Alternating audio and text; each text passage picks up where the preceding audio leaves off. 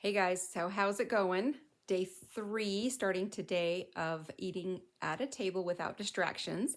I had a couple of people tell me today that it was a lot harder than they expected it to be, which doesn't surprise me when we're used to multitasking and just kind of, blowing through our meals. To sit down and actually be present at it can be really difficult, even boring, somebody said today. So I totally get that.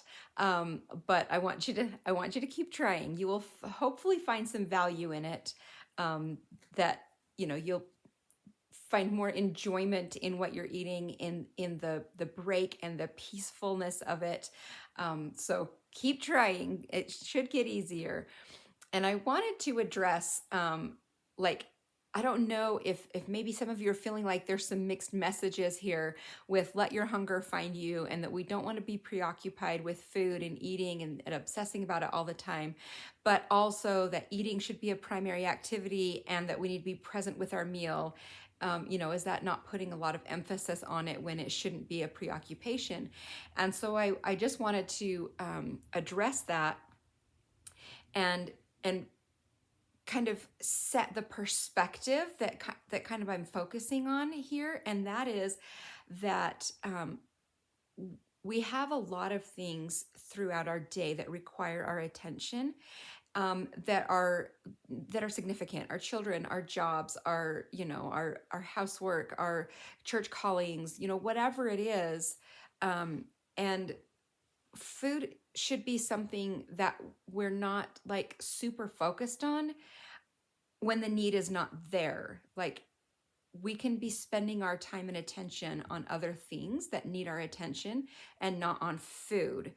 But then when the need arises, then it deserves its place and our attention. So we want to get to the point where our life and our thoughts no longer revolve around food and the next time we get to eat and what will it be, and I can hardly wait till my stomach growls so I can eat this. But when that growl happens, when that hunger happens, that it deserves its place. Just like when we're at work, the tasks at hand deserve our attention and in that time. And so does satisfying our hunger, feeding and nourishing our body it deserves that attention when the need arises. And when the need isn't there, we want to be able to focus our attention and our thoughts elsewhere on what needs our attention right now, because if we're not hungry, it's not food. So hopefully that kind of clarifies what we're after here. What is the mindset, the focus that we're working on with, having eating be a secondary concern only in the sense that when the hunger isn't there, that we don't that's not where we need to be putting our time and attention and our thoughts and our focus.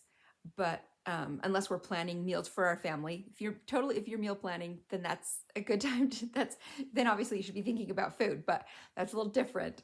But then when that need arises, when our body is saying it's time, I need some fuel, that we give it the attention that it deserves. And we're sitting in a peaceful situation. We're focusing on the meal. We're enjoying it, and we're giving it its place. So I just wanted to add that for today. And let me know if you have any questions. Keep on with the Google Sheet. And I just wanted to say too, feel free to continue with the grade the day for as long and as often as you feel like you want to. If you find it's a really useful kind of debriefing activity, for a day that you may have struggled, or even a celebration for a day that you did well, continue to do those. And if you don't want to do it and do it through the Google form, you can just keep track of your own. But if you feel like it's useful, go ahead and take that time.